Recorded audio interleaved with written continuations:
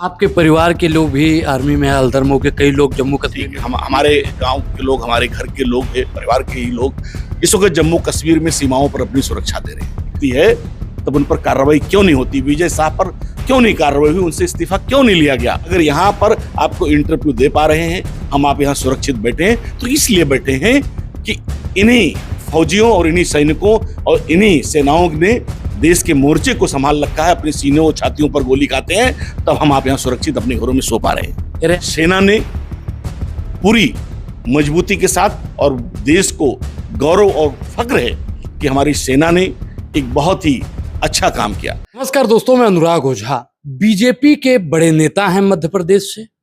उनका बयान है कि आतंकवादियों की बहन है सूफिया कुरैशी। हमारे साथ में मसूद आलम जी हैं, समाजवादी पार्टी के राष्ट्रीय सचिव हैं।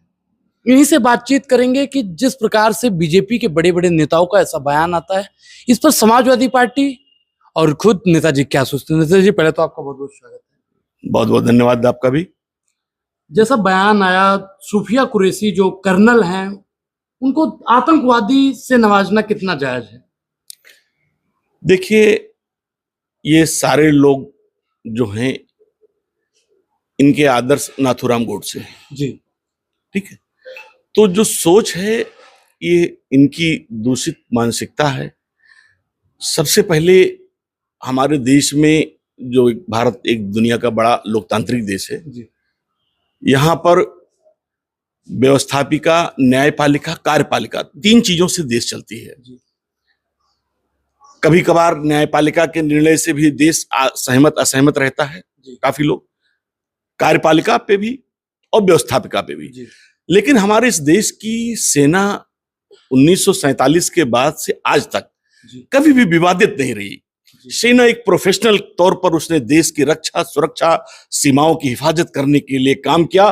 बिना उस हमारी सेना में हर धर्म, हर जात मजहब के लोगों को उनको भर्ती किया जाता है, और उनके साथ पूरी न्यायिक, मतलब उनके साथ न्याय होता है। जो जिसकी क्षमता होती है, जिसकी उस क्षमता के अनुसार, उसकी योग्यता के अनुसार उसे उन पदों पर पहुंचाया जाता है। आपके परिवार के लोग भी आर्मी में हैं, हल्दर के कई लोग जम्मू कश्मीर में। हमारे गांव के लोग, हमारे घर के लोग हैं, परिवार के ही लोग इस वक्त जम्मू कश्मीर में सीमाओं पर अपनी सुरक्षा दे रहे हैं।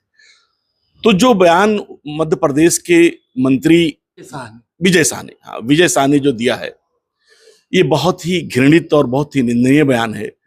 सेना पर और सेना के साथ साथ महिलाओं पर भी, मतलब 140 करोड़ देश के लोगों के खिलाफ ये बयान है।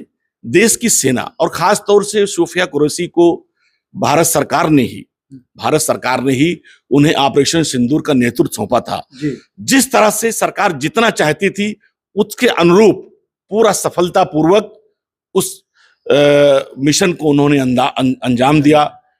पाकिस्तान के अंदर जितने भी आतंकी अड्डे थे, उन्हें नेस्तनाबूद किया, और भारत सरकार की जो भी दिशा निर्देश रहे होंगे, उस निर्देश के तहत सेना ने पूरी मजबूती के साथ, और देश को गौरव और फक्र है कि हमारी सेना ने एक बहुत ही अच्छा काम किया।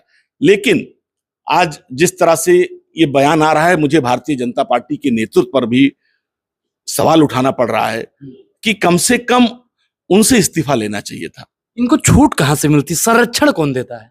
संरक्षण इनको इन सब के कौन देता है? जो कहता है कपड़े से पहचानने की बात करता है, जो किसी समाज को पंचर बनाने की बात करता है, ये सब उनको, इन लोगों को सारी सोच और सीख वहीं से मिलती है, अपने बड़ों से, जब बड़ों से ही मिलती है। क्या भाजपा की प्रयोगशाला में यही बताया जाता है कि मुसलमान आतंकवादी? देखिए, भारतीय जनता पार्टी के प्रयोगशाला में क्या बताया जाता है, वो लोग, भाजपा के लोग जानते होंगे। लेकिन मैं इतना जानता हूं कि कम से कम जब सेना के किसी अधिकारी को, और खास तौर से युद्ध के स्थिति में जिसका नेतृत्व जिसने किया हो, सरकार ने नेतृत्व दिया हो, उसने अपनी पराक्रम के जरिए अपना लोहा मनवाया हो, और अपनी जान की बाजी लगा करके तमाम, जो कई लोग शहीद हुए हैं, आपने देखा बीएसएफ जो सबसे पहली शहादत हुई जब 22 अप्रैल के बाद में आतंकवादियों ने जिसे सबसे पहले शहीद किया, वो बंगाल का एक मुसलमान सैनिक था ना। सबसे पहले की शहादत हुई। अभी सब इंस्पेक्टर कई मुसलमान वहां पर सूबेदार और जो है फौजी शहीद भी हुए, क्योंकि सेना में है तो सबको जिम्मेदारी है। जो भी सेना में रहता है वो किसी भी धर्म और जाति मजहब का रहता है, वो देश के लिए लड़ता है, वो अपने लिए नहीं लड़ता है। हम अगर यहाँ पर आपको इंटरव्यू दे पा रहे हैं, हम आप यहाँ सुरक्षित बैठे हैं, तो इसलिए बैठे हैं कि इन्हीं फौजियों और इन्हीं सैनिकों और इन्हीं सेनाओं ने देश के मोर्चे को संभाल रखा है। अपने सीनों और छातियों पर गोली खाते हैं, तब हम आप यहाँ सुरक्षित अपने घरों में सो पा रहे हैं। अरे आतंकवादियों की बहन को मोदी जी ने भेज दिया आतंकवादियों का सिंदूर। हमने यही कहा ना कि इनकी सोच ही दूषित है। इनकी सोच अब उजागर हो रही है। देश के तमाम लोग जो कम से कम अभी तक भारतीय जनता पार्टी के और मोदी जी के वहम में थे, अब उन्हें लग रहा है कि कहीं पर भी अब विक्रम मिश्री जी क्या हैं, एक विदेश सचिव हैं और बहुत सीनियर अफसर हैं, ईमानदार अफसर हैं। उनका काम कितना होता है, जो सरकार निर्णय लेती है उसे हमने आकर के बाहर बताना होता है कि सरकार ने निर्णय लिया। उनके परिवार, उनके बेटियों को भी ट्रोल किया गया, गालियां दी गई। ये जो लोग ट्रोल कर रहे हैं, ये कौन लोग हैं? सरकार इन पर क्यों कार्रवाई नहीं करती? दूसरा कोई थोड़ा सा भी उससे गलत बोध निकल जाए या जान के या अनजान में, तुरंत उसकी FIR उसके खिलाफ लिखी जाती है, तुरंत उसके बुलडोजर घर पहुंचता है, सारी कार्रवाई होती है। लेकिन जब भारतीय जनता पार्टी के समर्थक के लोग या जो ट्रोल आर्मी है, जो उनकी IT सेल है, जब वो सारी ऐसी चीजें लिखती है, तब उन पर कार्रवाई क्यों नहीं होती? विजय शाह पर क्यों नहीं कार्रवाई हुई? उनसे इस्तीफा क्यों नहीं लिया गया? अगर विजय शाह से इस्तीफा नहीं लिया जाता है तो ये देश मानेगा कि भारतीय जनता पार्टी की सोच भारतीय सेनाओं के लिए, भारत के अंदर जितनी भी महिलाएं हैं उनके लिए, और भारतीय सेना में जो महिलाएं हैं उनके लिए यही सोच है, जो सोच विजय शाह की है। आपने देखा होगा कि सांसद भवन के अंदर कुछ दिन पहले जब रमेश भिदोड़ी ने दानिश अली को बोला था, आज वही भाषा इनके नेता बोल रहे हैं। आखिर सुधार क्यों नहीं आ रहा है? देखिए, सारी भाषाओं से ये भाषा खराब है। सेना पर टिप्पणी ये बर्दाश्त नहीं है। हमने कहा कि हमारे देश में जो सबसे ज्यादा हम लोग अपने हृदय से सबसे ज्यादा जिससे प्रेम करते हैं, जिससे सबसे ज्यादा सच्ची निगाह से देखते हैं, वो भारत की सेना है। हम किसी पर भी टिप्पणी कर सकते हैं, किसी पर भी कोई बात हो सकती है, लेकिन भारत की सेना पर, जो सिर्फ अपनी शहादत दे करके इस देश की सीमाओं की रक्षा करती है, उससे और किसी चीज से फायदा और नुकसान से मतलब नहीं होता है। जब देश की सीमाओं पर रक्षा करने वाले उन फौजियों, उन सैनिकों पर जब उनके बारे में टिप्पणी होगी अभद्र, ये किसी सोफिया कुरैशी पर आप एक न मानिए कि सिर्फ एक सोफिया कुरैशी पर टिप्पणी हुई है।